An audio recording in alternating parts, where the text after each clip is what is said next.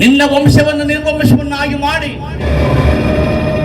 ಉತ್ತುಂಗದ ಶಿಖರಕ್ಕೇರಿ ಮೆರೆಯುತ್ತಿರುವ ಕೌರವನ ವಂಶವನ್ನು ನಾಶ ಮಾಡುವುದಾಗಿ ನಿನ್ನ ತಮ್ಮಂದಿರ ಮುಂದೆ ನೀನು ಮಾಡಿದ ಪ್ರತಿಜ್ಞೆ ಏನಾಯಿತು ಶಿಖರಿ? ಕೌರವರ ಅನ್ನಕ್ಕೆ ಮರುಳಾದೆಯಾ? ನಿನ್ನ ತಮ್ಮಂದಿರ ನೋವನ್ನು ಮರೆತೆಯಾ? ಶಪಥವೇನಾಯಿತು ಶಕುನಿ? ಏನಾಯಿತು ಶಪಥ?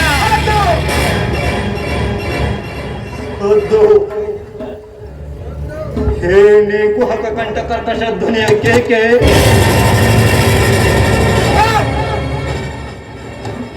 ಹೇ ನೀ ಪ್ರಳಯಾಬ್ದಿ ಜ್ವಾಲೆಯನ್ನು ಪ್ರಸಾದವನ್ನು ಕೈತಿರುವ ಪ್ರಸನ್ನ ಭಾರತದ ಪ್ರಳಯ ತಾಂಡವ,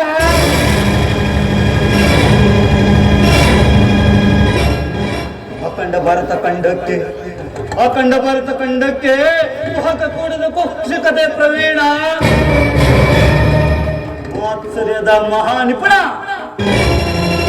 ಈ ಸೌಬಲ ರಾಜ ಶಕುನಿಯೊಡನೆ ನಿಮ್ಮಗಳೆಲ್ಲರ ಸರಸ ಸಲ್ಲಾಪ.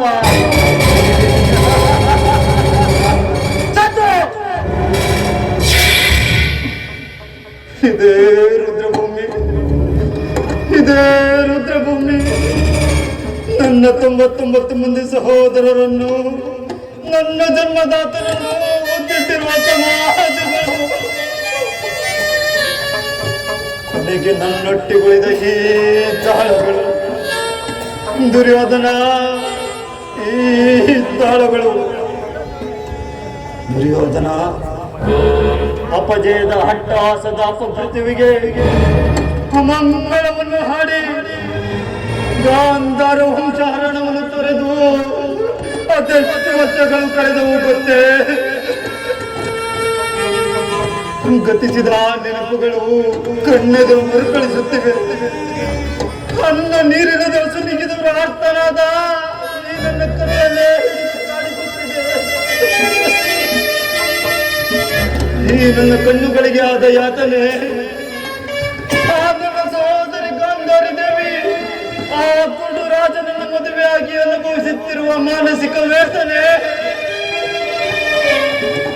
ಇವೆಲ್ಲವನ್ನು ಕಂಡು ಕೇಳಿ ನಾನು ಮಾನಸಿಕವಾಗಿ ಕುಂದು ಹೋಗಿದ್ದೇನೆ ದುರ್ಯೋಧನ, ಕುಂದು ಹೋಗಿದ್ದೇನೆ ದುರ್ಯೋಧನ. ಒಂದು ನನ್ನ 99 ಮಂದಿ ಸಹೋದರರನ್ನು, ನನ್ನ ಜನ್ಮದಾತರನ್ನು ನಿನ್ನ ಕತ್ತಲೆಯ ಕಾರಾಗೃಹದಲ್ಲಿರಿಸಿ ನೀಡುತ್ತಿದ್ದ ಚಿತ್ರ ವಿಚಿತ್ರವಾದ ಹಿಂಸೆಗಳನ್ನು ನೆನಪಿಸಿಕೊಂಡರೆ ಅಪ್ಪ, ನನ್ನ ಕೈಕಾಲುಗಳು ದುಃಖಿಸುತ್ತಿರುವುದು, ಈ ನನ್ನ ದೇಹವೇ ದುಃಖಿಸುತ್ತಿರುವುದು ದುರ್ಯೋಧನ, ನನ್ನ ದೇಹವೇ ದುಃಖಿಸುತ್ತಿರುವುದು ದುರ್ಯೋಧನ. ಒಂದು ಸೆರೆವಾಸದಲ್ಲಿದ್ದ ನನ್ನ ಹತಭಾಗ್ಯ ಸಹೋದರರಿಗೆ ದಿನಕ್ಕೆ ತಿನ್ನಲು ಒಂದು ಹಿಡಿ ಅನ್ನ, ಒಂದು ಒಳಗೆ ನೀರನ್ನು ಕೊಡುತ್ತಿದ್ದೆ ಅಲ್ಲವೇ? ಆ ನನ್ನ ಸಹೋದರರು ಅದೆಲ್ಲವನ್ನು ನನಗಿತ್ತು ಒಬ್ಬೊಬ್ಬರಾಗಿ ಹತರಾದರು ದುರ್ಯೋಧನ, ಒಬ್ಬೊಬ್ಬರಾಗಿ ಹತರಾದರು.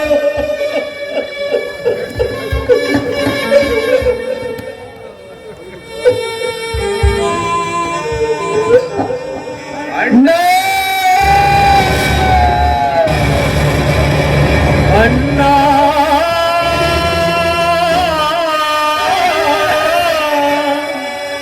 ಅಣ್ಣ ಅಣ್ಣ ಅಣ್ಣ ಅಣ್ಣ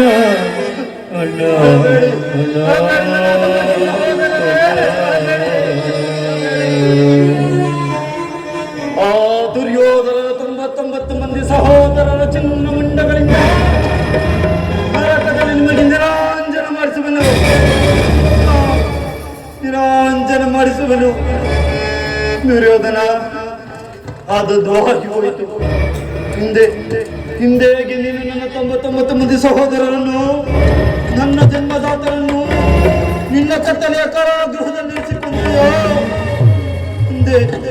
ಅಂದೆ ಈ ನನ್ನ ಕಾಲನ್ನು ಊನ ಮಾಡಿಕೊಂಡು ಹೇಳುವ ಹೆಜ್ಜೆಯಲ್ಲಿ ನನ್ನ ಸಹೋದರರ ಸಾವಿನ ನೋವನ್ನು ನೆನೆಯುತ್ತಾ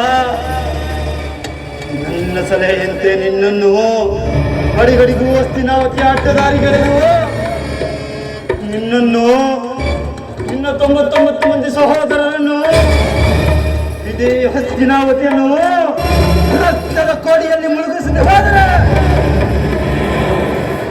ನನ್ನ ಹೆಸರು ಸೌಬಲರಾಜ ಶಕುನಿಯೇ ಅಲ್ಲ, ಶಕುನಿಯೇ ಅಲ್ಲ. ದುರ್ಯೋಧನ, ನೀನು ಮಾಡಿರುವ ಘೋರ ಕೃತ್ಯಗಳನ್ನು ನೆನಪಿಸಿಕೊಂಡರೆ ಈಗಲೂ ಈ ನನ್ನ ದೇಹವು ಧಗ ಧಗ ಧಗ ಧಗ ಧಗ ಧಗ ಧಗ ಧಗ ಧಗ ಧಗ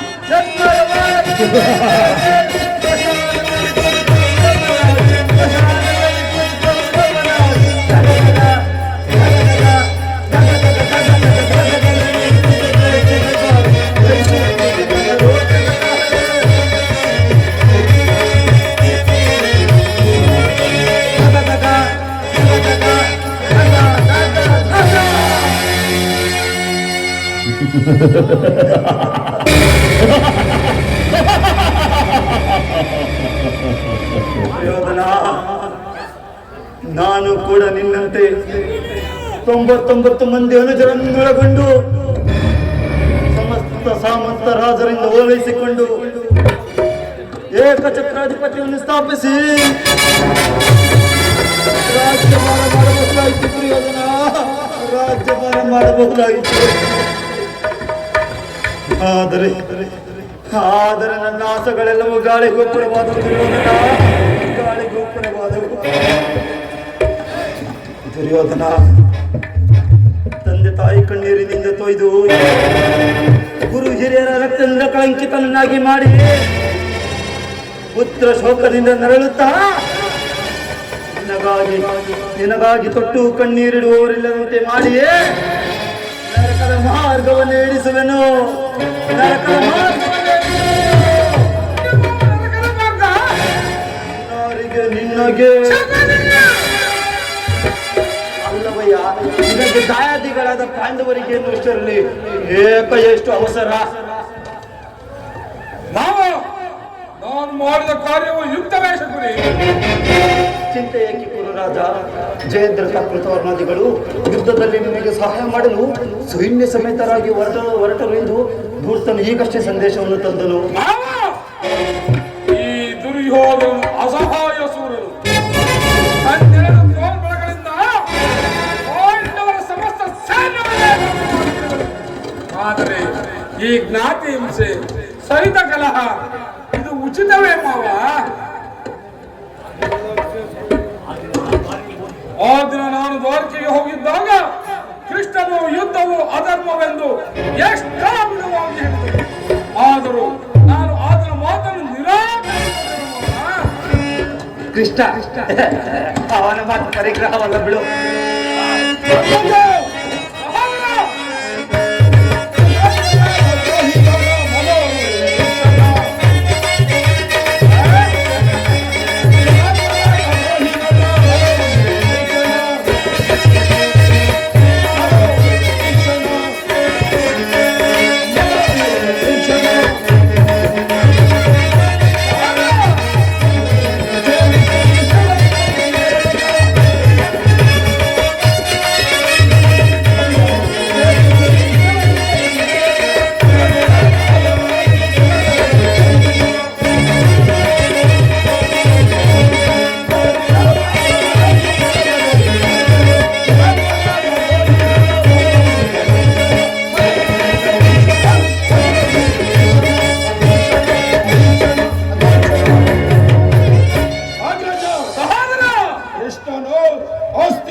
ಬಂದಿರುವನಂತೆ.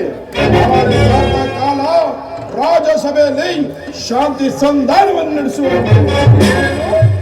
ಕೃಷ್ಣನು ಹಸ್ತಿನಾವತಿಯಲ್ಲಿ ನಡೆ ಸಹೋದರ ನಡೆ, ಅತಿಥಿ ಸತ್ಕಾರಕ್ಕೆ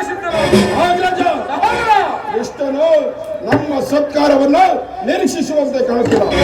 ಆಗಲೇ ರಾಜಸಭೆಯನ್ನು ದಾಟಿ ವಿದುರನ ಮುರುಕಲು ಜೋಪಡಿಯನ್ನು ಆಶ್ರಯಿಸಿರುವಂತೆ. ಇದು ಎಷ್ಟೊಂದು ಅವಹೇಳನ, ಇದು ಎಷ್ಟೊಂದು ಅವಹೇಳನ ಸಹೋದರ. ಕೃಷ್ಣನು ಭಕ್ತ ಪರಾಧೀನನು. ಈ ದಿನ ಆತನಿಗೆ ವಿದುರನಿಗಿಂತ ಭಕ್ತರು ಮಾತಾಡಿರುವರು. ಈ ದಿನ ಭಕ್ತರ ಸತ್ಕಾರವನ್ನು ಸ್ವೀಕರಿಸಿ ನಾಳೆ ನಮ್ಮ ಮಂದಿರಕ್ಕೆ ಬಂದೇ ಬರುವನು. ನಡೆ ಸಹೋದರ ನಡೆ, ಅತಿಥಿ ಸತ್ಕಾರಕ್ಕೆ ಸಿದ್ಧನಾಗು. ಅಗ್ರಜ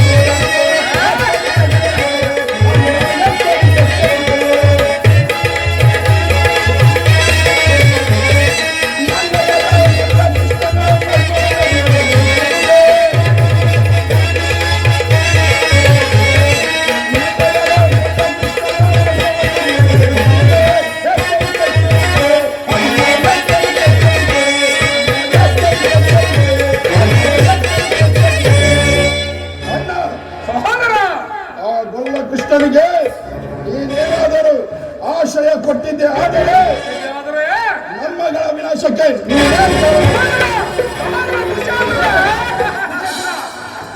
ನೋಡಿದೆ ಮಾವ, ಮದಗಜಗಳು ಎಷ್ಟಿದ್ದರೇನು ಈ ಸಿಂಹಕ್ಕೆ ಸಾಟಿಯೇ ಮಾವ. ಮಾವ, ಈ ನನ್ನ ಸಹೋದರನು ಶಾಸನ ಮಾಡಲು ನನ್ನಿಂದಲೂ ಒಂದೊಂದು ಬಾರಿ ಅಸಾಧ್ಯವೆನಿಸುವುದು. ಮಾವ, ಈಗ ಏನ್ ಮಾಡುವುದು? ಆ ಕೃಷ್ಣನ ಸಂಧಾನಕ್ಕೆ ಸಂಧಿಸಲೇ ಅಥವಾ ಕೃಷ್ಣನು ಶಾಂತಿಗಾಗಿ ಇಲ್ಲಿಗೆ ಬಂದವನಲ್ಲ. ಹಾಗೇನಾದರೂ ಬಂದಿದ್ದರೆ ಈ ನಿನ್ನ ರಾಜ ವೈಭೋಗವನ್ನು ತೃಣೀಕರಿಸಿ ದಾಸಿಪುತ್ರನ ಮುರುಕು ಜೋಪಡೆಯನ್ನು ಆಶ್ರಯಿಸುತ್ತಿದ್ದಾನೆ. ಮಾವ, ಆರಂಭದಲ್ಲೇ ಸಹಿಸಲಾರದ ಅಪಮಾನ. ಆ ಕೃಷ್ಣನಲ್ಲಿ ನಿನಗೆ ಇಷ್ಟೊಂದು ಅಪಮಾನವೇ, ದ್ವೇಷವೇಕೆ ಮಾವ? ಶಿವೋಧನ, ಕೃಷ್ಣನು ಕ್ಷತ್ರಿಯ ಕುಲದ ಕಳಂಕ ಸ್ವರೂಪ. ಭರತ ವರ್ಷದಲ್ಲಿ ಕ್ಷತ್ರಿಯರನ್ನು ನಿರ್ಮೂಲನೆ ಮಾಡಲೆಂದೇ ಅವನು ಅವತರಿಸಿರುವನು.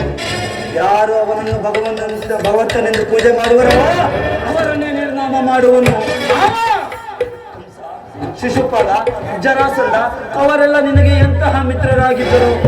ಹೌದವನು ಕಾರಣವಿಲ್ಲದೆ ಕಂಸನನ್ನು ಕೊಂದು ಮರಳಾದ ಉಗ್ರಸೇನನನ್ನು ನೆಪ ಮಾತ್ರಕ್ಕೆ ಸಿಂಹಾಸನದಲ್ಲಿ ಕೂರಿಸಿ ಸಹೋದರರಿಗೆ ಸುರಪಾನದಿಂದ ಪಾನಮತ್ತರನ್ನಾಗಿ ಮಾಡಿ ರಾಜ್ಯ ಲಕ್ಷ್ಮಿಯನ್ನು ತಾನು ವಶಪಡಿಸಿಕೊಂಡ ಅಂತವನಿಗೆ ಅಂಗನೇಕೆ ಕುರುರಾಜ? ಹಾಗಾದರೆ ನನ್ನನ್ನು ದ್ವಾರಕೆಗೆ ಏಕೆ ಕಳುಹಿಸಿದ್ದೆ? ನನ್ನ ಗೋಪಾಲನ ಮನೆಯ ಬಾಗಿಲಲ್ಲಿ ನಿಂತು ಸಹಾಯವನ್ನು ಯಾಚಿಸುವುದು ಈ ದುರ್ಯೋಧನಿಗೆ ಉಚಿತ ಕಾರ್ಯವಾಗಿದೆ.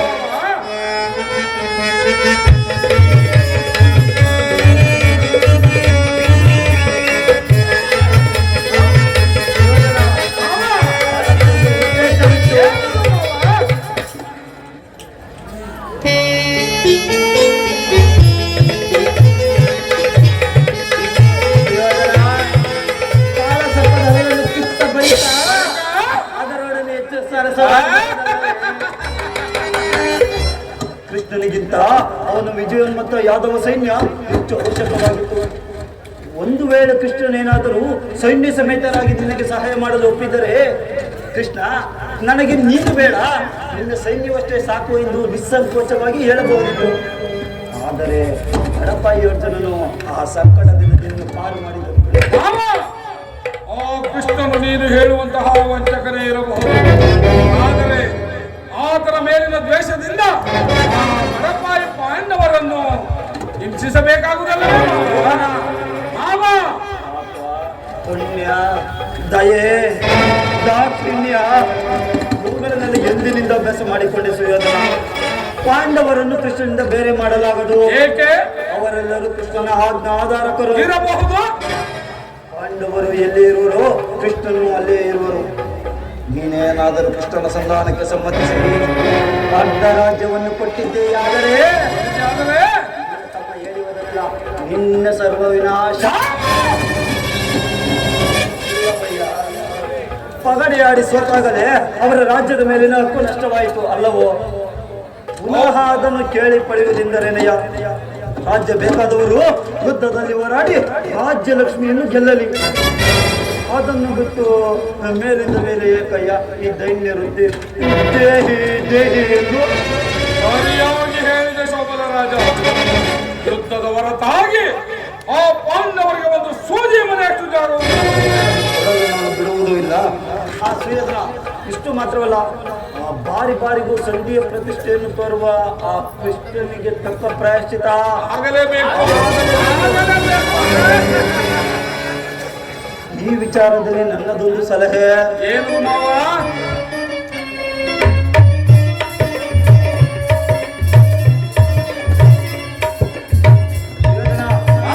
ಯಥಾ ಸಮಯದಲ್ಲಿ ಜ್ಞಾಪಿಸಿಕೊಡುವೆನು.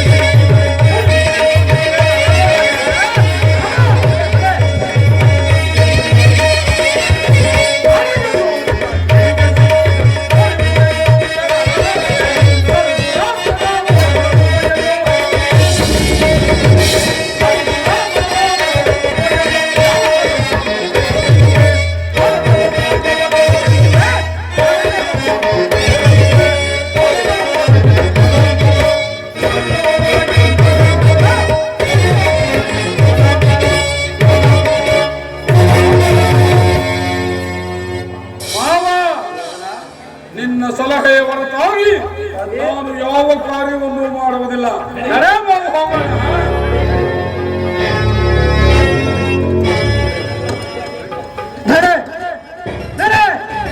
ಗುರುಕುಲದ ಕಾಂತ ಸ್ವರೂಪನೇ ನನ್ನ ಸಲಹೆ. ಕೌರವ ಕಟಕನ್ನು ಕುರಿಯನ್ನು ಕೊಬ್ಬಿಸಿ ಬಲಿ ಕೊಟ್ಟರೆ ನಾನು ನಿನ್ನನ್ನು ಉಪ್ಪಿಸಿ ಬಲಿ ಕೊಡುವೆನು. ನನ್ನ ಸಲಹೆಯನ್ನೇ ಕೇಳುತ್ತಿರು. ನಿನ್ನ ಕುಲದ ಬೇರನ್ನೇ ಕಿತ್ತೊಯ್ಯುವೆನು. ಇರವ ಕುರುಡು ರಾಜನ ಮಗನೇ ಎಂದು ನಾನು ನಿನ್ನಪ್ಪನ ಅರಮನೆಗೆ ಕಾಲಿಟ್ಟೆನು. ಅಂದೆ ಈ ಅರಮನೆ ಹಾಗೆ ಒಕ್ಕ ಗೂಡಾಯಿತು, ಮಾರಿ ಒಕ್ಕ ಬೀಳಾಯಿತು ಎಂದು ಈ ನನ್ನ ರಕ್ತದ ಹೆಜ್ಜೆಗಳು ನಿನ್ನ ಹಿಂದೆ ಸರಿದಾಡಿದವು. ಅಂದೇ ಶುರುವಾಯಿತು ನಿನ್ನ ಕುರುವಂಶದ ನಿರ್ಮೂಲ. ಕುರುಕುಲ ಸಾಮ್ರಾಟ ಮುಗಿಯಿತು ನಿನ್ನ ಅಟ್ಟಾಸದ ಅಧಿಕಾರದ ಆಟ. ಅಧಿಕಾರ ಬಲದಿಂದ ಕೊಬ್ಬಿ ಮೆರೆಯುತ್ತಿದ್ದೆ ಎಲ್ಲವೇ ಮೂಡ. ಇನ್ನೆಷ್ಟು ದಿನ ತಾನಿರುವುದು ನಿನ್ನ ಅಧಿಕಾರ ಅಧಿಕಾರ ಅಧಿಕಾರ ಅಧಿಕಾರ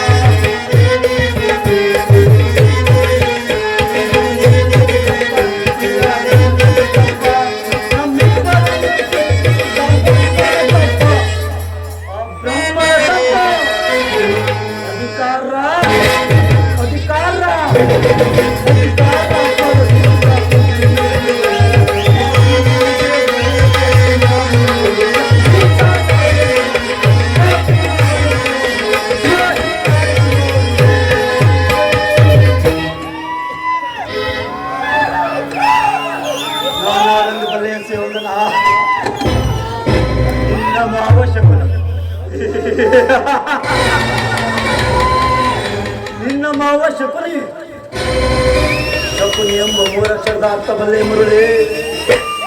ಶ ಎಂದರೆ ಶಕ್ತಿ ಪ್ರಧಾನರಾದ ಎಂದರೆ ಕುರುವಂಶವನ್ನು, ನೀ ಎಂದರೆ ಶಕುನಿಯಿಂದ ಕುರುವಂಶ.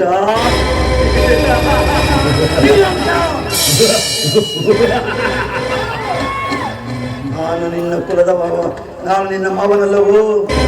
ನಿನ್ನ ಕುಲದ ಜನ್ಮ ವೈರಿ ಕೌರವ. ನನ್ನ ಗಾಂಧಾರ ವಂಶವನ್ನು ನಿರ್ಮೂಲನೆ ಮಾಡಿ ಅಧಿಕಾರದ ಉತ್ತುಂಗ ಶಿಖರಕ್ಕೇರಿ ಮೆರೆಯುತ್ತಿರುವ ಈ ಹಸ್ತಿನಾವತಿಯ ನಗರದ ಮಹದ್ವಾರದಿಂದ ಕುರುಕ್ಷೇತ್ರದ ರಣರಂಗದವರೆಗೆ ರಕ್ತ ಸಾಗರವನ್ನು ಏರ್ಪಡಿಸಿ ಹಸ್ತಿನಾವತಿ ಮಣಿಮಕುಟ ರತ್ನ ಸಿಂಹಾಸನವನ್ನು ರಕ್ತದ ಪಟ್ಟೆಯಲ್ಲಿ ನಿರ್ಮಿಸಿ 99 ಮಂದಿ ಸಹೋದರರ ರಕ್ತದೊಕ್ಕೊಳೆ ಅಳೆಯುವ ಬಯಕೆ ಹೊತ್ತ ನನ್ನ ಊರಿಗನ್ನ ತಪವನ್ನು ಆರಿಸಿ ಸಾಮ್ರಾಜ್ಯ ಪದವಿ ಪಟ್ಟದ ಮಕುಟವನ್ನೊತ್ತು ಛಲದಂಕ ಮಲ್ಲನೆಂದು ಮೆರೆಯುತ್ತಿರುವ ನಿನ್ನ ಮಸ್ತಕವು ರಕ್ತದ ಮಡುವಿನಲ್ಲಿ ಬಿದ್ದು ನರಳಾಡುವುದನ್ನು ನಾಳೆಂದು ನೋಡುವೆನೋ ಎಂದು ನಿನ್ನ ಮಡದಿಯಾದ ಭಾನುಮತಿ ಮಂಡೆಗೆದರಿ ಮುಂಡೆಯಾಗಿ ನಿನ್ನ ಶವದ ಮೇಲೆ ಬಿದ್ದು ಒದ್ದಾಡುವುದನ್ನು ನಾನೆಂದು ನೋಡುವೆನೋ.